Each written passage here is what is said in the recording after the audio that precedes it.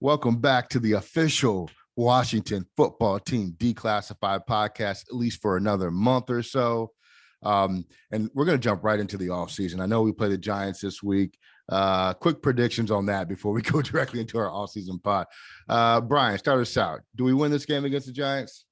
We win it barely. It's going to be a struggle. I know a lot of people think, oh, the Giants don't have anybody. We should roll over them easy. Well, we're not that great. We're not that great of a team. It'll be a struggle. We will win 25-17. That's it. Eric? 35-10 Washington. I ain't buying it. They got Jake Fromm playing quarterback. Saquon's a running back, fine, but you don't have any threat. It's going to be like when we had the Philly game a couple of weeks ago when we had that guy off the street coming in. No threat of the pass. I got Washington rolling in this one like a hunchback doing somersaults. 35-10. All right, I'm gonna take the Giants. No, I'm lying. They'll give you us 21-19. All right, enough of that. The regular season ends after that game. We're not making the playoffs, so let's jump right into the offseason. The first big event of the offseason is February 2nd. The team has announced that they're going to announce the new name of the Washington football team on the Today Show. Oh, it's kind of exciting. Groundhog's Day, blah, blah, blah. One disclaimer here, guys. Redirects for websites are so easy to do and can happen anywhere. Don't take the bait. Just because a site is redirecting to WashingtonFootball.com does not mean that's the new name. That's what you would call internet trolls doing what they do. They're trolling you guys, okay? And I do want to make this point again. If Washington was setting a new site for Washington, let's say the Admirals, they would not redirect the Admirals site to WashingtonFootball.com. They would redirect Washington Football to the Admirals site. Know what you're looking for. It's ridiculous. Anyway, Eric, the news came out this week. Are you excited about the name? Nope. Okay. Not even a little. I don't care. This has gone on way too long. I stopped caring a long time ago. Whenever they release it, everybody's going to hate it at first. And then a week's going to go by. The Super Bowl is going to get played. Everybody's going to forget about it. We'll move on with our lives. Whatever the new team name is, I'm down. Just roll with it. So let's go with it. But excitement left me a long time ago on this topic. I just want it over. All right. Bryan, are you excited that the Commanders are going to announce their new name in February? Yes, only because it will be done at this point. Like, this has dragged on for so long. I think a lot longer than they probably needed to do it. But now that we're here, yes, I'm excited so we can move on. We can get past it. I don't really care too much what the name is, as long as it's not football team. That's not a name. It's a designation. We'll have a name now, maybe corny, may not be, whatever. Let's get to draft stuff because that's what I want. Washington football team is like spaghetti pasta. Exactly. Yes. It's like tuna fish. Cake pie. Anyway. Not the same. It didn't work. No. Pie is superior. Yes. There were a few names that kind of got thrown out there. Red Wolves was decided that this is not going to be the name. If you ask me, this was never going to be the name. I think the team was just trying to make you feel good about it not being the name. And that leaves, what was it? Admirals, Commanders, the hotly debated thing. Yep. What's gone quiet though? Red Tails has gone quiet. It's not Red Tails, Eric. I hate that name. Much love. We've been over this before. Much love to the Tuskegee Airmen. No disrespect, but that's a terrible name for a football team. We can't do that. That Red Tails, it has gone quiet. It was beautiful. Like, I'm disappointed that we won't get that patch because that thing looked pretty cool. Yeah, the design was nice, but it's not Red Tails. People think it's Admirals. It's not Admirals. I'm not going to tell you what it is, but I've said it already in this episode. So if you're clever enough to listen, then you will know what it is. Anyway, at least what my belief is that it will be, which is correct. All right. So now that we got that out the way, we're all past that now. Okay. Moving on. The first thing we had to do in the offseason is talk about the coaches and kind of what they did and how we feel like they did before we jump into the player evaluations and things of that nature. So let's start with the head man in charge, Ron Rivera. Another losing season in his second year with the team. Questionable decisions at the quarterback position. This last offseason was a completely a Ron Rivera offseason. All things considered, Eric, if you had to give us an assessment and a grade on Ron Rivera this year, what would that be? Well, yeah, he'd be a C, a solid C. He's just, we weren't very good. Actually, I getting ready for this episode, I had a little bit of free time because I didn't have electricity. And I went back and actually looked at the first 32 games for every coach since Gibbs won. So Joe Gibbs' first term, first 32 games, 21-11, 4-0 in the playoffs for the Super Bowl title. Not bad, right? Not at all. Okay, moving on. That's it. Norv Turner, 9-23. Marty Schottenheimer, 8-8, never made it to 32 games. Got fired after a season.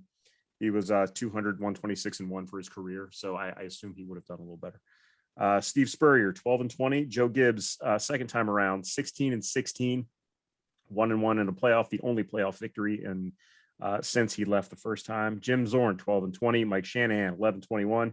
Jay Gruden, 13-19, 0-1 in the playoffs. Ron Rivera, 13-19, 0-1 in the playoffs. So Ron Rivera is Jay Gruden, essentially, is what I'm getting at. Pretty much slightly above average for the average of coaches, how they do to start out, but it hasn't been pretty. And Ron is just continuing the trend. He was brought here to change the culture. Thus far, the culture is winning. So Ron Rivera is a C as far as coaching this year in my book. Okay. Let's see. I think he'd be okay with that, all things considered. Bryan, what's your thought and assessment of Ron and grade for him? Yeah. So as far as grade, it's similar to Eric's. I got a C plus. I think he has really had a rough go of some of the things that he's had to deal with. One of the things I think, especially for this job here in DC, it's not just X's and O's on the field, because our team is really good at other things like drama. And unfortunately, a head coach has to deal with that, things that are off the field. His head trainer getting arrested this year, players who, losing girlfriends, brothers getting killed, like stuff that you wouldn't think about. He's had to deal with himself. So all of that being said, I think he's done a really good job of keeping it together. As bad as it's looked this year, it could have been a lot worse. That doesn't excuse any of some of his decision making. I mean, the quarterback position, I think he fumbled right from the start. I think he overestimated how good the defense was going to be. Clearly, I think he thought he could win this year, and they just really weren't close to that. But he gets the most out of these guys. The players love him. They will play for him. So I think he needs to do better. He's got a lot of self-scouting that he needs to do, things that he needs to change. But I think given all of the issues that he's had to deal with on the field, off the field, I think a C plus is right about where he's at. But he's got to do better than that, because that's not, Eric said it, that's not what he was brought here for. Yeah, I got a hard time with the C plus, and I'll tell you why, because it's almost a B. And I think in order to be a B, you'd have to have a lot more results than what we've seen. I'm going to go with C minus, and I'll tell you why. The thing I'll give him credit for is what you said. He gets the guys to play hard. But you're talking about getting mediocre talent to play at or above their talent level. And he's the one responsible for bringing the mediocre talent into the building. Can you tell me that the Ryan Fitzpatrick signing was a success? Absolutely not. The Curtis Samuel signing year one, was that a success? No. Will it be a success later? It could be, but we have to go with the information we have right now. Diami Brown, the draft pick, was that a success? Was Jamin Davis, the first round pick at 19, a success? No. These are all decisions that he's in charge of, right? And I know we have Mayhew and Hurney, but he has the final say of player personnel. So those things, mention he's the one that hired those guys. Exactly right. So those things matter. And if it weren't for the fact that the team really does seem to play for him, and I think he's brought a lot of stability to the organization, it'd be a lower grade. I'll be honest with you. For this year, the expectations are a little bit higher. Are we a better team this year than we were last year? No. we said that earlier in the season, right? Last year's team would kick this year's team's butt, and that's with some of Jay Gruden's players. So all in all, I haven't given up on Ron Rivera, but I think year 3 is going to be monumental in his ability to really push us forward. But right now I'm at a C-. All right. So next. I think that I just to interject real quick, I think that your C- should actually be a C+, because you are intertwining the coach with the executive. As an executive, I think I give Ron Rivera a D, because he was in charge. He oversaw everything that happened this offseason, including the ouster of Kyle Smith, who was very good at his job. So yeah, he coached up the players. He's the one that brought the players in, but he did coach them up. If you had somebody a little better bringing the players in, he might have been a better coach. So I'm going to stick with the C anyway, but just, I wanted to nitpick at you a little bit, Ellie.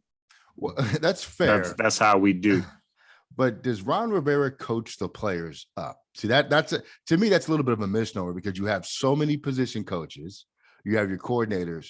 Ron Rivera is the head guy, right? Like, he's not out there, coaching, giving tips to Antonio Gibson on ball carrying control. If he was, he'd get napped. But well, using your argument, then you would have to give him credit for bringing in the position coaches to coach those guys up. No, that's a negative. We're going to get to that later. One of his shortcomings is his trust, or the leeway he gives his coordinators, a Del Rio and a Turner, and which I know we're going to talk about next. But I think that is his downfall, is he gives those guys so much autonomy. And when he sees them struggling or failing, like, it took him to the bye week against Tampa Bay before he made suggestions to them about what changes they should make. That should have happened after game 3.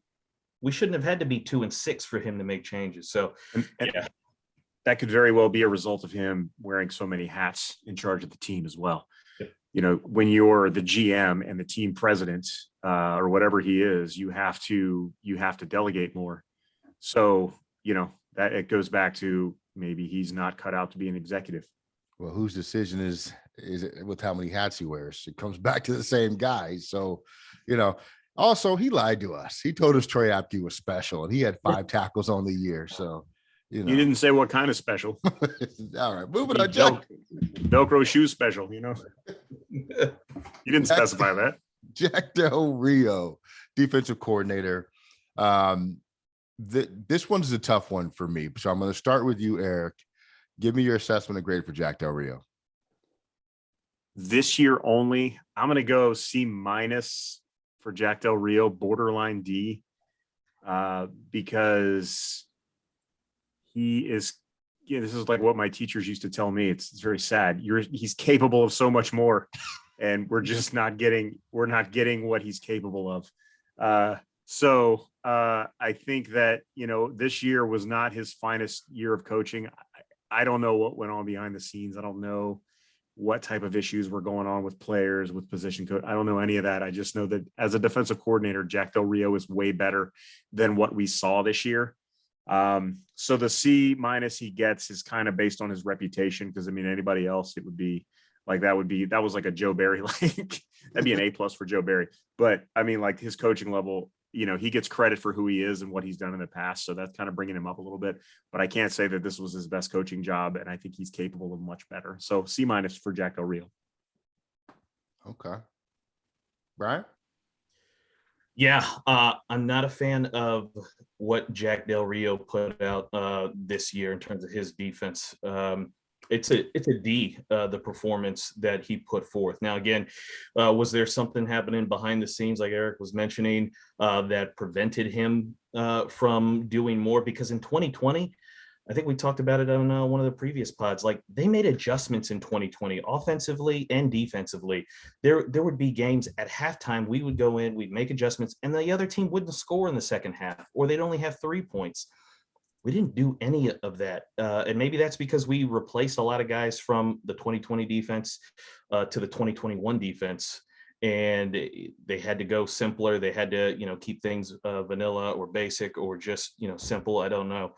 But there wasn't a lot of adjustment. There was almost a resistance to blitzing. There was a resistance to, going to man coverage, which William Jackson III is a little bit better at than zone. So all the way around, it just wasn't a good performance from the defense and the guy leading the defense, which is Del Rio. I think a lot more could have been done, and could have been done pretty easily if some different decisions had been made. So I can only go with D, but I do think he can do better because we've seen him do better. He has a track record of putting out good defenses, and again, it was just 2020 when the defense actually looked competent and looked like it was ascending. Okay. I'm going to go with the C plus.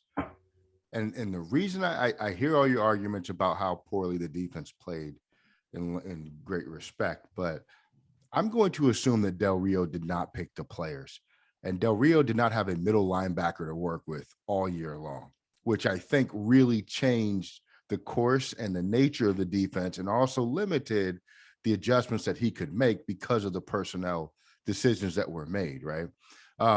He's playing 5D linemen, one linebacker, a bunch of DBs, which is not going to be effective in the run game. There's all kind of problems that were really propagated by personnel decisions, which go in my tally to Ron Rivera. And I don't put that on Del Rio. So I think he had lemons and he tried to make lemonade as best he could. It just wasn't very delicious. So I'm going to go C plus. And also, let me ask you guys this. What unit was a better unit this year, the offense or the defense? It depends. I'd say the defense overall is probably slightly better. Yeah. But the mark I have against Del Rio also is that when he had all of his toys in his toy box, the defense was actually worse. The defense improved as he had to start making chicken salad, so to speak, because when he started losing guys like Chase Young and Montez Sweat, when Jamin Davis is playing time strip back, he started losing these guys. That's when the defense started playing better, which kind of lends itself to coaching. And that's kind of what I was alluding to with, like, maybe behind the scenes, there were some attitudes going on or whatever, but yeah, it's a weird thing. So like I said, I think he's capable of putting a good product out there. So yeah. Oh, go ahead, Bryan. I will say Ron even mentioned it several times in like post-game press conferences, guys not playing to the technique of the defense, right? Not playing how they're being coached to play. And in specific, Montez Sweat and Chase Young. So, I think of that, definitely played a big portion or a big factor into it. So that, that shouldn't fall on Del Rio, right? If guys are choosing to kind of freelance on their own or of their own accord, they've got to have some accountability in that too. So I won't hang that portion of it on Del Rio, but I think there still could have been more done for that. Del Rio's had an interesting career. Eric, you and I talked about this months ago, but Del Rio hasn't had a lot of second years as defensive coordinators. No, I think he's only one or two. And maybe you're kind of seeing what happens. His defense gets figured out potentially, he's just been either promoted or moved on to different teams so often that year two is not really a real thing for him. All right. This is going to be the one that I think everybody really cares about, and that is offensive coordinator Scott Turner. The offense, it was what it has been under Scott Turner, a 19 points a game offense, a lot of really safe plays. Eric, what'd you think? Yeah, I almost want to just give him an incomplete because of what the quarterback situation looked like. You just don't have, I don't know if that's a cop out, but I don't know at this point, 2 years in, what his offense is supposed to look like, because there has really not been, when the quarterback play has been competent, like with Alex Smith, there were still limitations. With Taylor Heineke, it's competent, but those guys can't drive the ball down the field with where Smith was at with his leg, with where Heineke is with his arm strength. Kyle Allen has had such a tiny sample size. He gets injured as soon as he goes in. He's had maybe 3 games that he's played, and they've looked decent when he's played, but defenses really haven't had a chance to figure him out. And then, of course, you had guys like Dwayne Haskins in there and the Fitzpatrick disaster in the first half of that game. So it's really hard to know what the offense is really supposed to look like with all the pieces working. That said, he's way too east-west for me. He loves long developing setup plays with double reverses and going wide, and he doesn't care if the defense is fast. and he seems like he had to be admonished into just going power running. And when he did go power running, Antonio Gibson left a lot of yards on the field. So I really can't give him a good grade, but I can't give him a bad grade because I don't know what it's supposed to be. And this is, I guess it's a cop out, but I got to go incomplete for him. I just don't know if he's just, because you said you saw it live, and I haven't seen his play live, and I don't have access to all 22 because I'm poor. So I don't know, if he's scheming guys open or not. I can only see what's on TV. So I just don't know what the offense is supposed to look like. So incomplete for me. All right. But like if pressed, I would say D. The cop out. Okay. Yeah, I'm a cop out. Bryan, thoughts? Yeah, no, I'm not going to give Scott Turner any type of leniency, and I can't go by the excuse of, well, he's got to have a court. Well, if you give me a stud quarterback too, I could probably get some touchdowns out of the guy as well. And it goes to the basic things.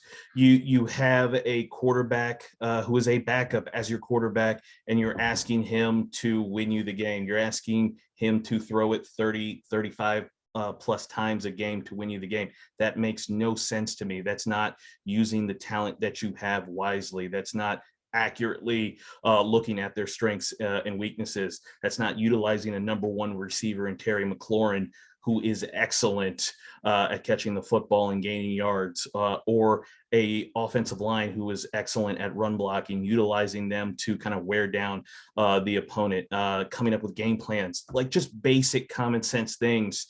Hey, you've got a quarterback in Taylor Heineke who's holding the ball too long. Well, let's call some quick passes so we can get the ball out of his hands. Maybe let's go hurry up, no huddle. All these basic things you see other offenses do on a consistent basis, we saw none of with Scott Turner. And it was week after week until, again, Ron at the bye week had to tell him, right? The boss had to come and tell his employee, you need to make a change. And even then, it only lasted 4 games before we got back to what Scott Turner wants to do, which is go east to west, right? Which is take wide receivers and use them as running backs, which is throw these short underneath routes that the defense can just sit on and, basically hammer us every time. We didn't move the pocket at all. We have a mobile quarterback. Taylor Heineke is mobile. He is pretty fast. And we didn't move the pocket at all. We didn't try to stress the defense. So F, that's what Scott Turner gets. I'm not giving him any kind of leniency. If he had showed, at least the willingness to try something different, but he had to be forced into it. And as soon as he could, he reverted back to what he wanted to do, and which was not really what was best for the team. So no, thank you. F Scott Turner. I like it. Yeah. I'm gonna go. I'll give you my grade first. I'm gonna go C minus. And I think the reason I'm doing that is I think his scheme does, or his system does get guys open, but I think he's also partially responsible for the quarterbacks that are in the system that he has. I think we remember hearing that he advocated for Kyle Allen. He advocated for Heineke. He's the one that brought Heineke in, which are quarterbacks without particularly strong arms. He kind of has the Jay Gruden syndrome to me, where it's like he likes quarterbacks that can execute his system to the T, regardless of if that's a successful execution of the system. He just wants guys to run his system because he trusts his system more than he trusts players. And it hasn't worked, to be honest with you. The creativity is all pre-snap. There's no creativity within the play, and that bothers me as well. And the lack of commitment to the run when it matters is also something I just can't give him good marks for. But I do think his play design is okay. I'm not going to say that he's a good play caller because I don't believe that he is. I think his situational play calling is awful. And that's something he needs to work on. So I'm going to go a C minus for Scott Turner. All right. Special teams, Nate Kazor. Eric, anything, what's your thoughts and your grade for our special teams coordinator? I got no complaints about our special teams this year, other than we couldn't kick. Our kicker situation was just a disaster. Yeah, DeAndre Carter had probably without looking at stats, a career year. Yeah. You have one of the top punters in the NFL. You didn't have, I don't think they gave up a return touchdown all year. They did give up blocks on kicks, field goal blocks, extra point blocks. They did have a punt block. That looked like a disaster in protection, though. Like, I can't remember who it was, just got flattened, just got run over. So I don't know if that was, scheme or what. That was just a guy not doing his job, I think, at that one point. But the block kicks were concerning. And I don't know who's responsible for bringing in that whoever that kicker was that got everything blocked. Chris Blewett. Yeah, that guy, whoever was responsible for that guy gets an F.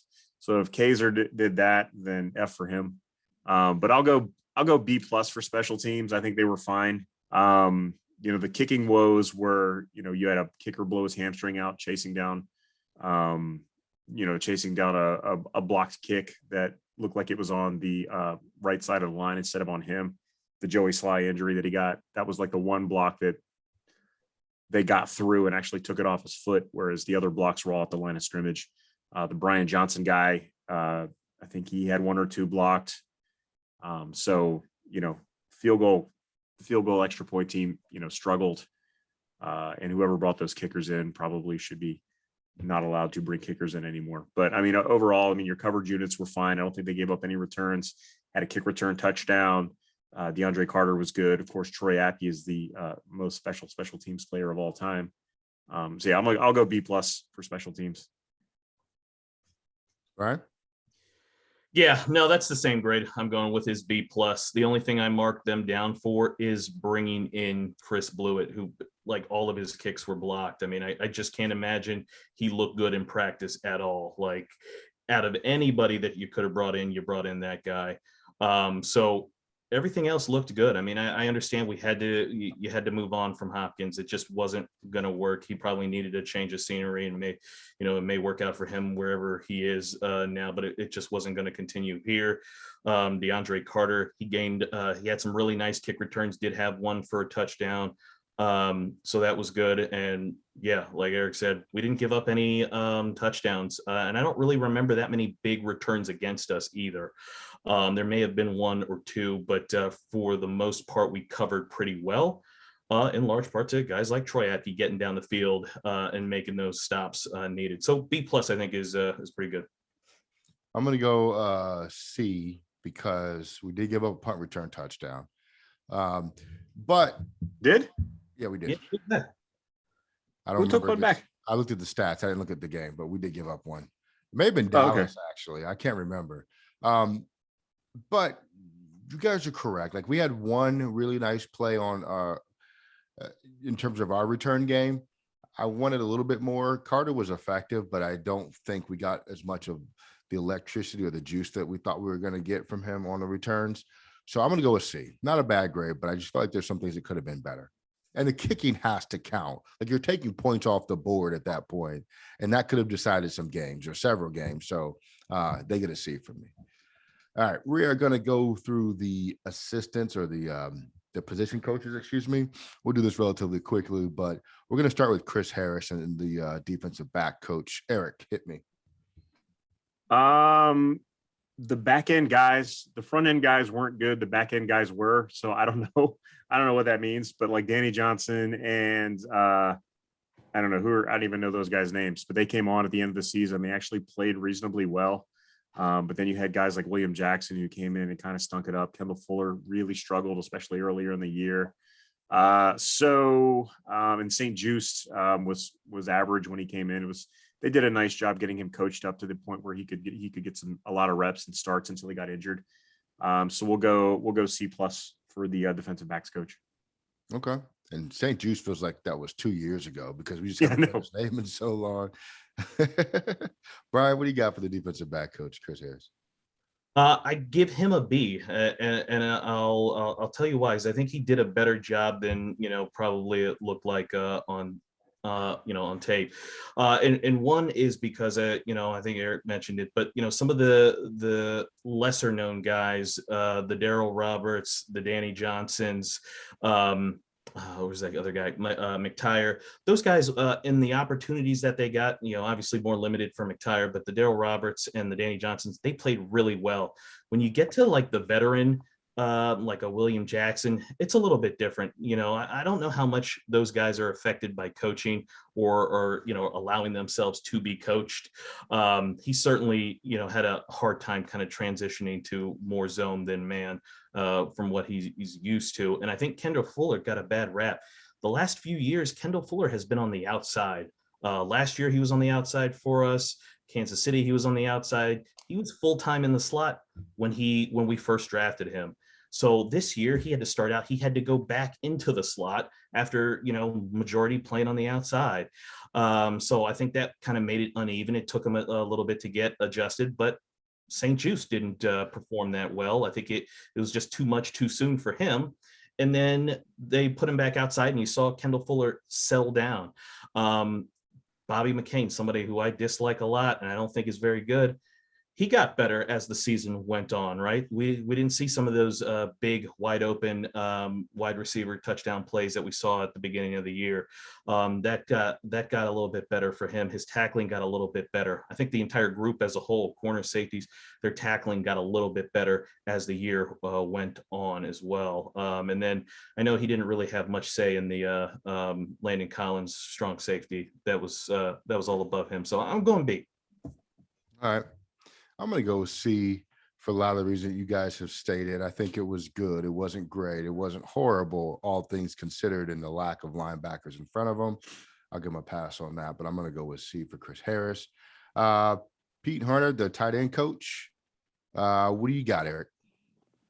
Now, I got to give him a B plus. He's probably my best. He did the best job with what he had this year, I think, with losing Logan Thomas early. He got a lot of production out of Seals Jones until he got hurt. John Bates really turned into a good player. Not even like, wow, that guy's not bad. Like he was very good the last probably 4 games. I got to give coaching a lot of credit on that to get him ready to play. I can't wait to see what Sammy Reyes does next year because he's going to be a Pro Bowler because of Pete Horner's coaching. No, but yeah, definitely. I'll go high B plus, borderline A minus for Pete Horner. Okay. Bryan, what do you got for our tight end coach? Yeah, I will go A minus, and that is because I think he got a lot of production for not having his number one guy. And you saw the production we got from our tight end group last year, and then this year we got a little bit out of Ricky Seals-Jones. I think Ricky Seals-Jones in general, that what you saw from him this year is kind of his max. That's just the type of player he is. I don't think he's ever going to be a 700 yard 5 touchdown type guy. He'll give you some catches here or there, but he's really more a backup kind of role player than he is a full-time starter. And bringing the rookie along, John Bates. I mean, if everything else considered, I would say he should be in line to be a starter next year. I mean, he looks really good. He looks like he has that ability. And then to take a guy who's never played football at all and make him as good as he was to make a roster, not saying that Sammy Reyes is good, but you have to be at least decent enough to make an NFL roster, which he did for playing basketball, not football for his whole life. That's pretty impressive. So A minus. I'm going to give him an A because whenever you're in leadership and everybody under you performs well, regardless of their experience, you get an A. That's an A. Easy A. Running backs coach Randy Jordan, Antonio Gibson, J.D. McKissick, Jared Patterson, a little bit of Smallwood, I think. Eric, where are we going with our grade for Randy Jordan? Jordan is a C coach, has been a C coach. I don't want to be too hard on the guy because he's been here forever. I just don't know why he's been here forever. Like, we've never really had a breakout running back under his. I can't think of any running back who's really been really well developed under his tutelage. I mean, he's been here since Shanahan, hasn't he? Like, he's been here forever. Yep. And all of our running backs just are they kind of max out at pretty good. Like Antonio Gibson, that's probably the best job that he's done. And Gibson leaves a lot of yards on the field. He still puts the ball on the ground. He's got a long way to go to be like a really top end running back. he did a good job bringing Jared Patterson along, getting him ready to play. The last game, especially, I mean, Patterson looked like he was ready to play. He wasn't overwhelmed. He produced. So good on him for that. But just overall, Randy Jordan, just, he's clearly well respected, to be, to survive 3 different coaching staffs now, and he's still around.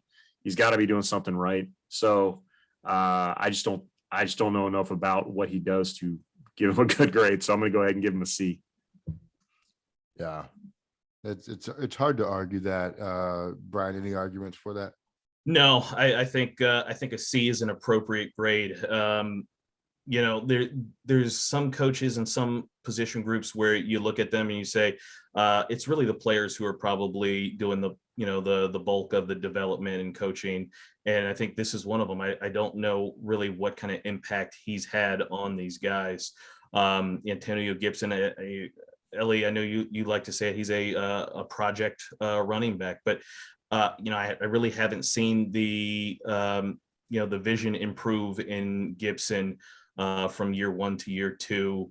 The fumbling, if anything, got worse, this year. And I didn't, we never heard any stories of how Randy Jordan is working on a different ball carrying posture, or he's holding the ball up higher, or anything like that, about how to fix those solution or fix that issue. So I think, when we talk about, bottom of the roster players, we call them Jags, just a guy. I think he's just a coach, right? Like I don't know if he's special or not. So I think C is an appropriate grade for him. No, I'm going to stop the Randy Jordan slander right here. Think about this. J.D. McKissick has had his best years under Randy Jordan. That's been big for us. Gibson was a very raw running back coming out, and he's actually now a professional running back. Can he hold on to the ball? No, but he's a highly effective running back who leaves some things on the field, but that's part of growth and maturation at the position. Outside of that, Jared Patterson was okay. I'm not going to put that all on him. I mean, so I'm going to go with a C+ for Randy Jordan. I think if Gibson did not have the fumbling issues that he had, I think it'd be you guys would think of him a little bit more positively and probably put him in the B category, but it is what it is. All right, offensive line, John Matsko. Eric, lead us off. Got to give him an A. With all the shuffling they had around this year, went through 4 centers, lost Brandon Sheriff, went through, he had Sadiq Charles playing all over the line. He had, tackles go in and out. He was really juggling this year, and the line was pretty good for most of the year, very good for a good portion of the year. So I got to give him an A. Okay. Bryan, what do you give him? A++++++. He was excellent. Coming into this year, if I would have told you guys that the offensive line would be a strength, you'd probably be like, what? No, it's going to be the defensive line. It's going to be this other position group. He turned what was, people were crying about Morgan Moses. I mean, are you kidding me? Morgan Moses? Like, the guy was a false start waiting to happen, or giving up sacks all the time. But he turned this group into one of the better groups in the NFL before injury really kind of ravaged it, and then COVID finished off the group here late in the year with a lot of guys missing time. I mean, they were very, very good. I mean, almost dominant in the run game in terms of how they blocked. Some of those games, Eric Flowers were blocking people 10 yards downfield.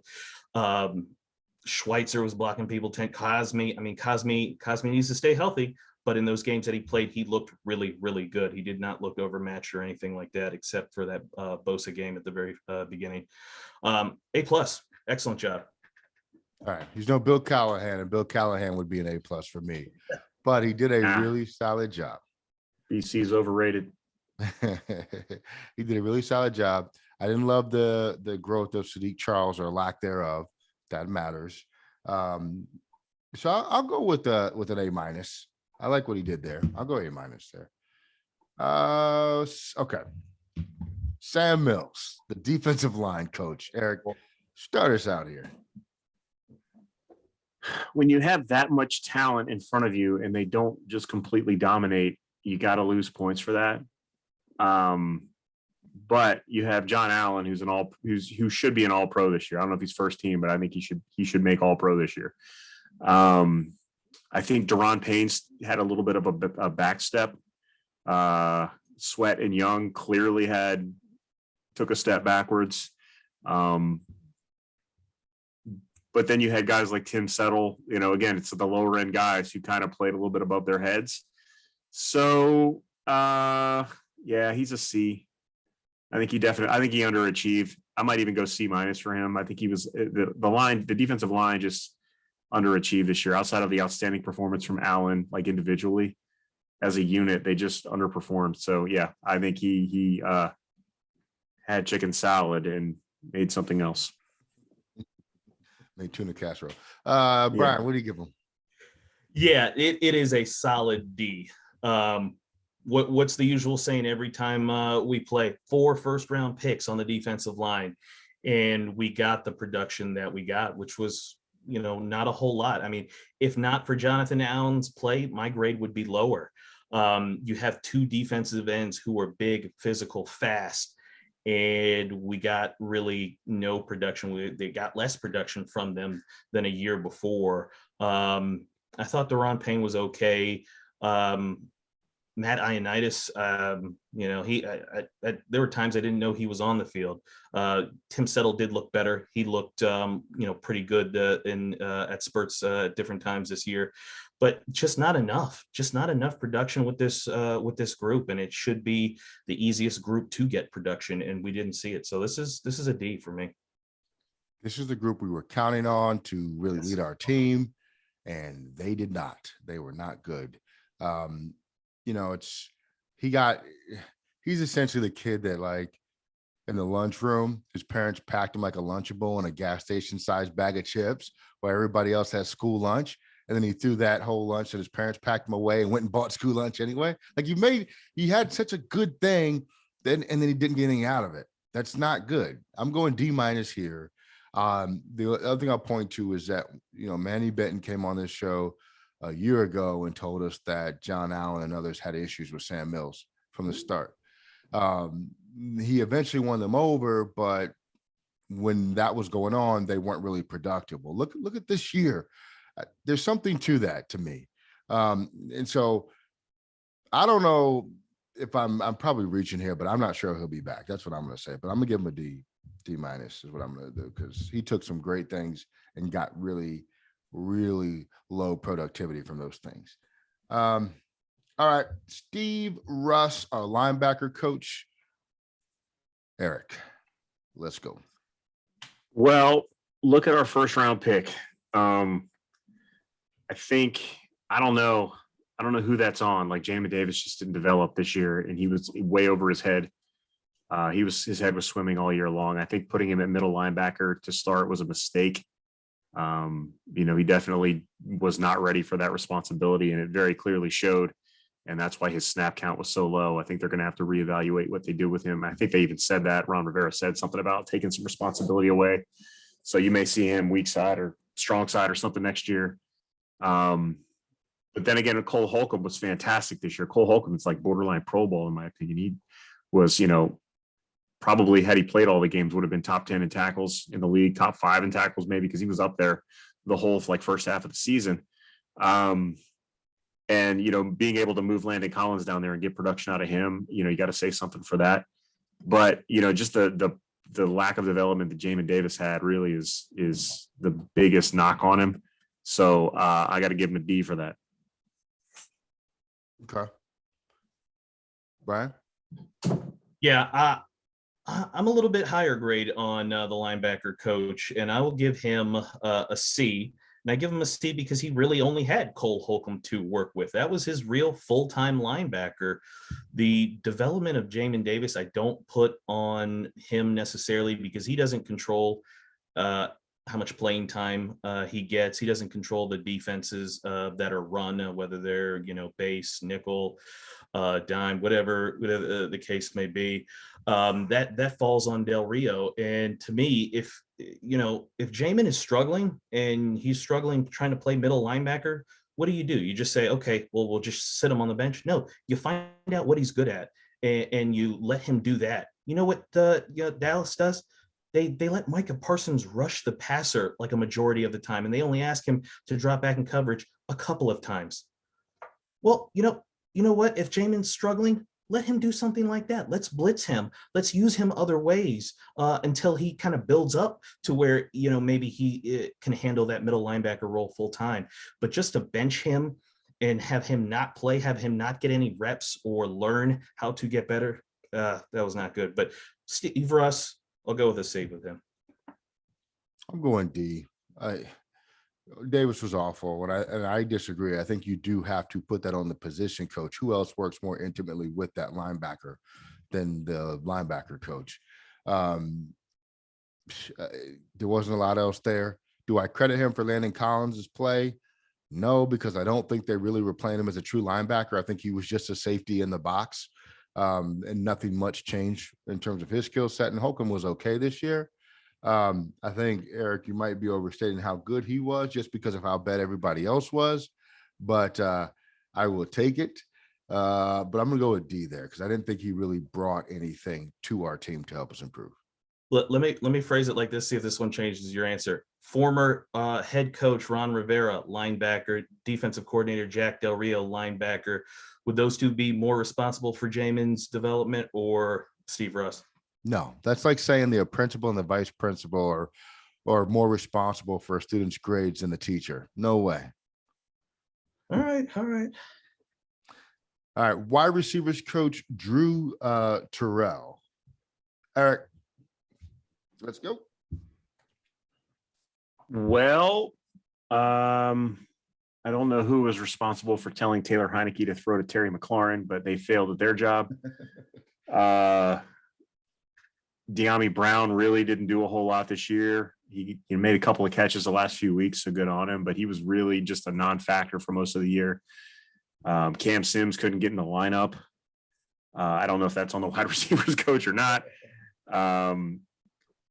Really, they didn't get any. The quarterback play wasn't really very good, so it's hard to tell, what the linebackers were, or what the coaches were or the wide receivers rather were capable of. But outside of Terry McLaurin being, the best Terry McLaurin he could be with nobody throwing him the ball, what did the team get out of wide receivers this year? So D on the wide receivers. Okay. I think that's certainly something that we can go with. Bryan, what do you got? I was trying not to give away my grade and respond to that, but I failed miserably. Bryan, go ahead. It's tough, right? Because we've got one legitimate guy, right? We've got Terry. He's awesome, but he doesn't have a legitimate quarterback. And then the rest of the receivers, they're all backups. They're all third, fourth, fifth level type wide receivers. I don't think, I think we thought De'Ami was going to be that, and that he had some injuries, didn't play, fell down on some routes just for no reason during the game. So he didn't look that great. But overall, you're not working with a real high level of, talent in this group. And, we also don't have a whole lot of talent at the quarterback position to get them the ball. So I don't know how much, were they running the wrong routes or anything like that? I don't think so. Were they running the wrong depth of these routes? I don't think so. Just don't think the ball was getting to them on time, or it was probably too high for some of our shorter receivers. So I'm going to go with a C on that, and largely because of McLaurin just having to do it all by himself, essentially. Yeah. Eric and I talked about this.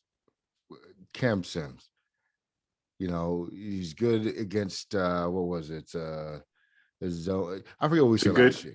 He's good against the zone. He's not great against man. He did improve a lot this year. He made a lot of good contested catches, yes, a lot in air quotes, because he was never on the field. But for the amount of time he was on the field, he did make some impact plays against man coverage. And that's all I need to know. He improved a great deal. He's a guy. So I'm going to give him an incomplete because I really wanted to be more negative about him because we just got such a lack of production out of wide receivers and their inconsistencies. But Cam Sims did come a long way, and I'm going to credit him with that. You can't, you never got to see what Samuel can do because he was hurt this entire season. And then Miami, he's sort of bringing the grade down right now, but he showed late in the year that he might have some ability that we could certainly use. I'm going to go with an incomplete for him. And then lastly, we're going to wrap it up with Ken Zampese, the quarterback coach. Eric, start us out, man. I mean, I'll give him a B. You know, he got some decent play out of Heineke for the most part. I mean, you got a Division I AA quarterback with a noodle arm and a tiny frame, and he lasted all season long, threw more touchdowns than interceptions. You know, the play wasn't great, but I think he maximized what, you know, Heineke could do. And with the exception of the mobility, I don't know that he's responsible for the, you know, the play design for getting him moving more and the 7-step drops. I would put that more on the play caller, Scott Turner. But I mean, yeah, Zampese, I think he did a fine job with what he had. I don't know if he could have advocated to get Allen in a little sooner and maybe push the ball downfield a little more. I don't know. But you know, with the talent that this team had at quarterback and the production they got out of it was about the best you could expect. So yeah, I'll go ahead and give him a B. Okay. I think he'll take that a B. All right. Brian, what do you got? Yeah, it's really hard to kind of judge his his performance because, you know, what did we have to work with at quarterback, right? We're talking about a backup level player who has really big limitations. So I think Heineke played about as well as you can expect a backup to play with his limited ability and some of the limited weapons that we had as well too. So for me, I think a B is pretty decent. I mean, to get Heineke, that professional of a production out of him, I think is pretty good. I will go with a B minus, though my heart wants me to go with like a C. I'm going to go with the B minus because I do agree that he got the most out of what was in that room. Fitzpatrick, by all accounts, wasn't looking great before he got hurt. So who knows what that would have been. But, you know, the quarterback situation was not good all year. We had a few moments of bright spots, but I think that was more due to the talent limitation than it was to him as an indictment of his coaching ability. So I'll go with a B minus. All right. As we wrap up, folks, remember to subscribe. But Eric, any of those coaches that you think won't be back next year? I think you nailed it. Sam Mills, I think, is gone. I think Norv Turner, well, I won't say I think he's gone. I think he's got a good chance to not be back next year. I would not be surprised. We didn't talk about her, but Jennifer King may get a promotion somewhere. She might get a job offer elsewhere. She seems to have a lot of respect. So we'll see about that. You know, I'd like to think Scott Turner might not be back next year, but I don't know where he's going to go. I think Ron Rivera is pretty loyal, and he's going to keep these guys around as long as he can. I'd say that if there's a most likely to leave, Jack Del Rio could be on the outs if like management forces a move or something like that. If they want to make a big shakeup, he seems to be the mold of a guy that would get fired, but I honestly don't see that. So I can see the coaching staff mostly returning intact next year. Okay. I can see that too. Brian, what do you got? I think if the only person who should go is Scott Turner, but he's not going to go. But I think the only real people who have a strong possibility is Sam Mills, right? We talked about it. You have all of those weapons, 4 first-round picks, so many high expectations, and for you to get no production, out of the entire group, except with the exception of Jonathan Allen, and then have it all kind of end with that sideline fight there as well. I think, they're going to be looking at that position like, why didn't we get something more? So that may be one where you see somebody go. And I think Eric had a nice point there about the running back coach, with Gibson, right? If you're going to rely on a guy and he's, fumbling as he is, and that's a big part of the offense, right? Something's got to happen, got to change. I don't think Gibson's going anywhere. So maybe it is Jennifer King who gets the promotion, and Randy Jordan's on the outs. But I think minor changes, if anything, but mostly everyone comes back. I can dig it. I'm going to see your Sam Mills. I'm going to raise you Steve Russ, the linebackers coach. I think both of them might be gone after this season. The linebackers are just such an underperforming position this year. So I could see Ron wanting a different look, maybe a Luke Kuechly to come in and coach Jamin Davis, Coach player, right? You know what I'm saying? So just a potential. We never want to advocate for people losing their jobs, but just from a pure football perspective, it might be time for a little bit of change there. All right. I think we're good. I think we got it. I think we nailed it. The coaches have now been graded. We can move on to something else in the offseason. All in all, not a particularly strong year from anyone in the coaching staff, except for a couple of guys, but hopefully we can be better next year. What are we going to do at head trainer? Are they going to hire somebody, or are we still waiting for that guy to not be arrested? Yeah, we got to bail out our next head trainer. Oh yeah, what happened with that? I completely forgot about that guy. He's in a DEA black site somewhere, still waiting to be interrogated. As far as okay, yeah, we're going to need one of those guys. Get Bubba Tire on the phone. We'll call him up.